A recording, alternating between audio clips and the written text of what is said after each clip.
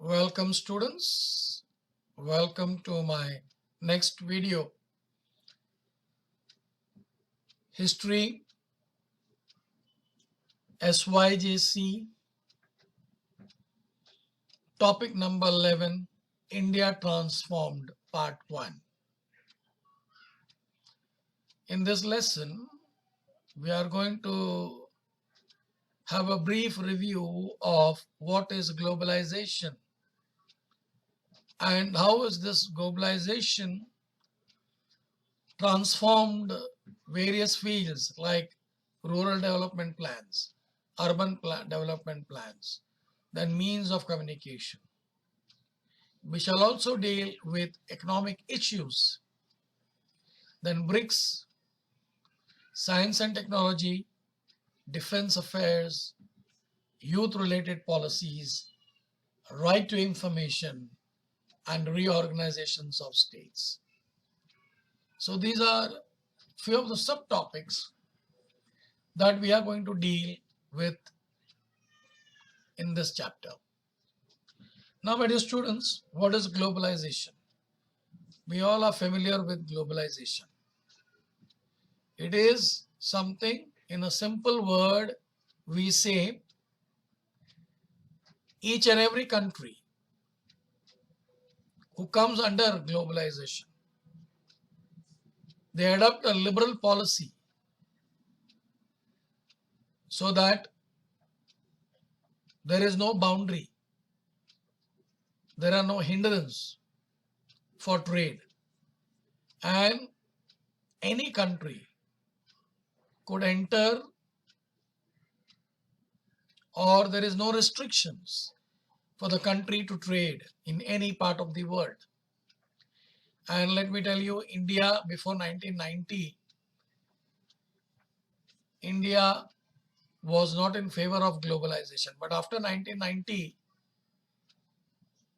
they have adopted liberal economic policies and there were several changes.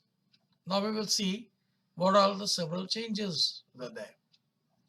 GATT, General Agreement on Tariff and Trade. During the times of the Second World War, many countries had adopted policy of imposing taxes and duties on imported goods with a view to protect their home market. It resulted in declining of trade.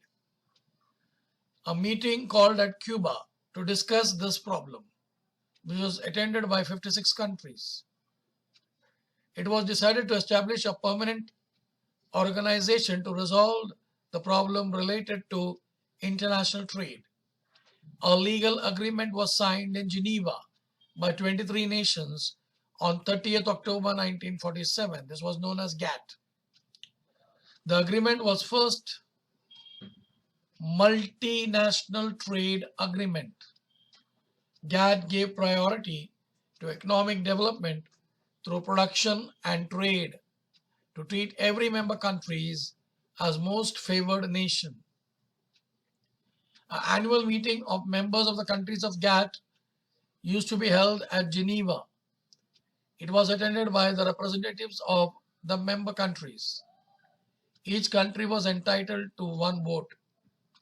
Problem faced by individual nations regarding difficulties in the international trade was discussed in the meeting, and the decisions were based on these discussions. Later, GATT became part of more encompassing organization known as WTO, that is World Trade Organization. Now, when I speak of World Trade Organization, on 1st January 1995, 123 nations together formed an organization with an objective of opening world for free trade. It was called as World Trade Organization. It's a global trade organization and India is a member of it. Arthur Dunkel, the Director General of WTO, prepared a draft which has a fundamental to establish of the organization. This draft is known as Dunkel draft. The crux of this draft emphasizes on trade free from governmental customs, duties, and other restrictions. This approach is known as liberalization. All participating countries agreed upon a set of rules and the premise common to all the world and would promote international trade. Initially, provisions were made in the sphere of grants, export, import, foreign investments, reserve sectors, agriculture, technology, service sectors. After becoming the member of WTO, India has put a thrust on economic progress in the aspect of contribution of then Prime Minister of India Narasimha Rao and Finance Minister Manmohan Singh is very important. Prime Minister Atal Bihari Vajpayee and Manmohan Singh took ahead the policy of liberalization. The report published by WTO in 2006 has made a special mention of increasing economic growth rate of India due to WTO.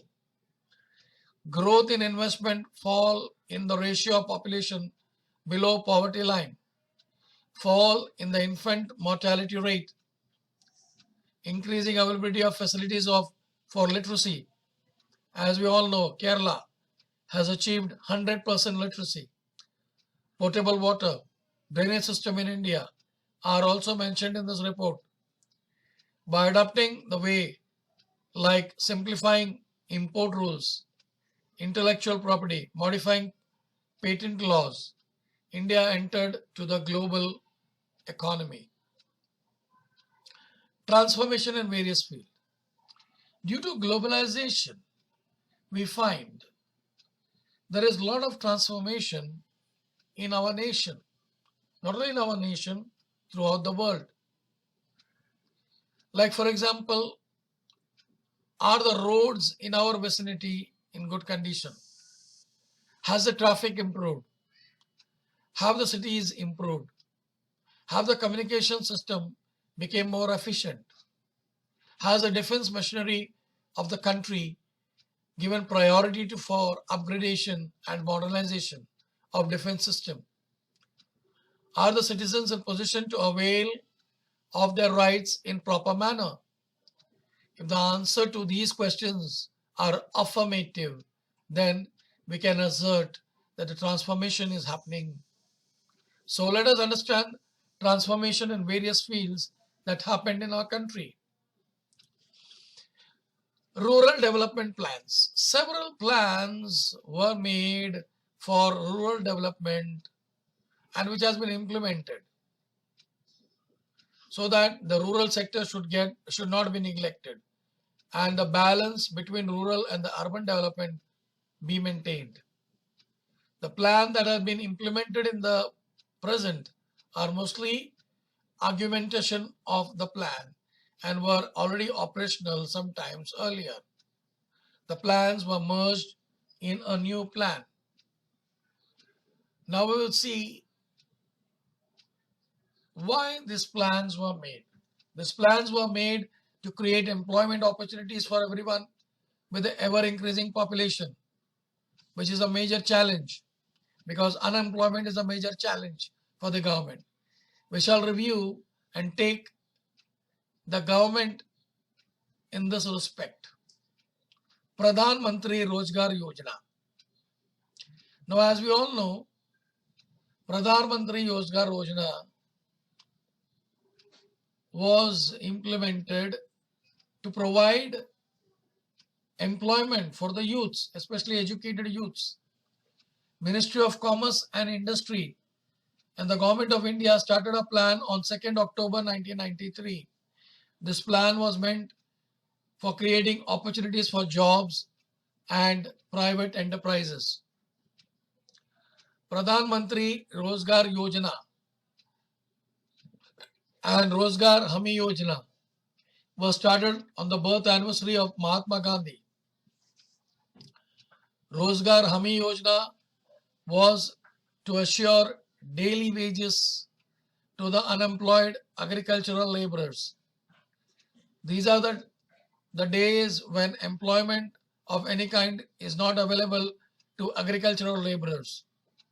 The objective of this plan was to provide wage earning opportunity who were in search of it. Initially, this plan was launched in 257 districts in India. A goal was set to provide work to young laborers in each family below poverty line.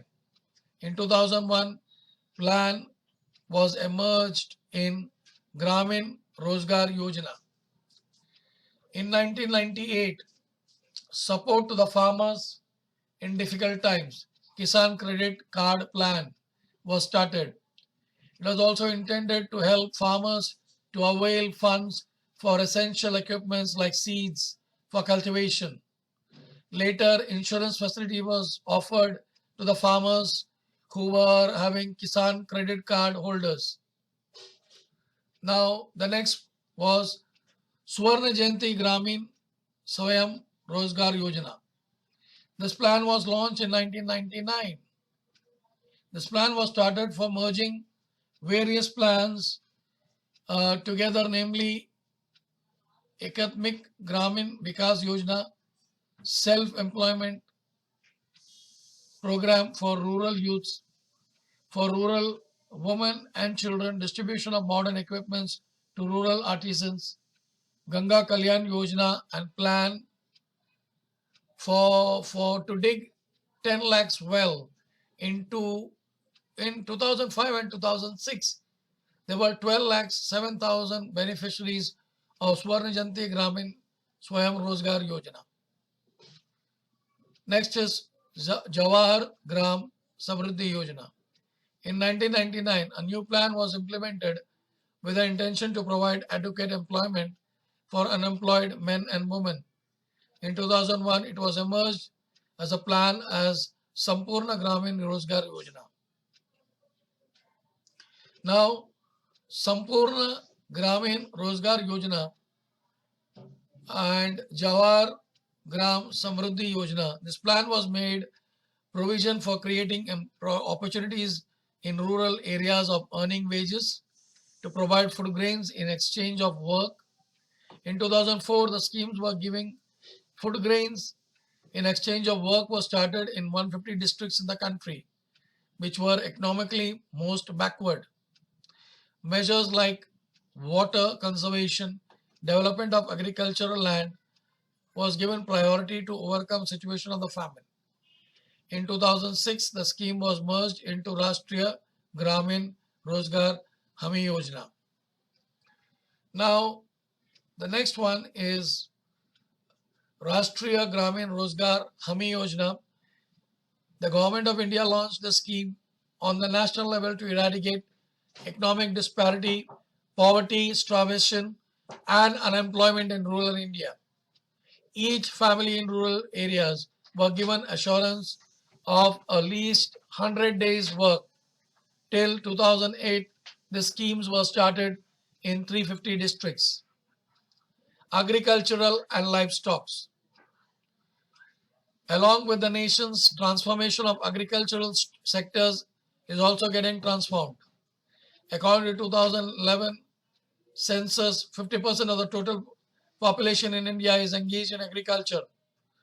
Agro-related sectors, the soil health card schemes aims in increasing soil fertility and agricultural production. Pradhan Mantri Krishi Sichan Yojana. They give priority to educate water supply for agriculture, irrigation facilities on large scale. Krishi Vikas Yojana aim at organic cultivation and increase in farmers' income. Pradhan Mantri Bima Yojana, it implemented the economic welfare of the farmers. More emphasis was given in the field like animal husbandry, dairies, fisheries, agricultural research, and education. Focus on developing agricultural cooperative establishment and the farmers' welfare are the three main themes of the development program. In 2007, national policies for farmers were adopted. Gradually, the results of all the programs implemented for agricultural sectors are becoming apparent. If the crop failures because of the things like natural calamities, pesticides, epidemics, adverse climate, the farmers get compensation through insurance scheme. That is Pradhan Mantri Peak Bima Yojana. Research Institutes for Agricultural Science was supported through Indian Council of Agricultural Research, ICAR. Agricultural exhibitions are organized with the objective of introducing farmers with the latest technology, new agricultural experiments and research, indigenous seeds, indigenous breeds of cattle is given priority. Research programs on goat are conducted on pan-India level. Goat keeping, Shelipalan is encouraged as an occupation for enhancing the life standard of the tribal people. It has largely become the principal source of livelihood. In the rural area, poultry farming of indigenous variety was encouraged. Thus, India is making significant progress in the field of animal husbandry, dairy and milk production, fisheries, livestock, poultry, meat and wool production. Ours is a leading country in the milk production. National Livestock Mission was established in 2014-15. Since there is rapid growth in the livestock sector, this mission provided for availability of fodder, loans, organizing cattle keepers, resolving the difficulties. In 1919-20, the first livestock census was conducted. Since it is being done regularly, the 2012 livestock census and in 19th in the series. China ranks first in fish production, while India ranks second. Fishing has been an important occupation in India, which is now supplemented with fish farming, pisciculture. This sector is growing rapidly. So, my dear students, I end this first part. If you have liked this video, please do like it. If you have not subscribed it, my dear students, you can subscribe it. And if people are not aware of this channel, please do give this awareness by sharing with others. Thank you, and I wish you all the best.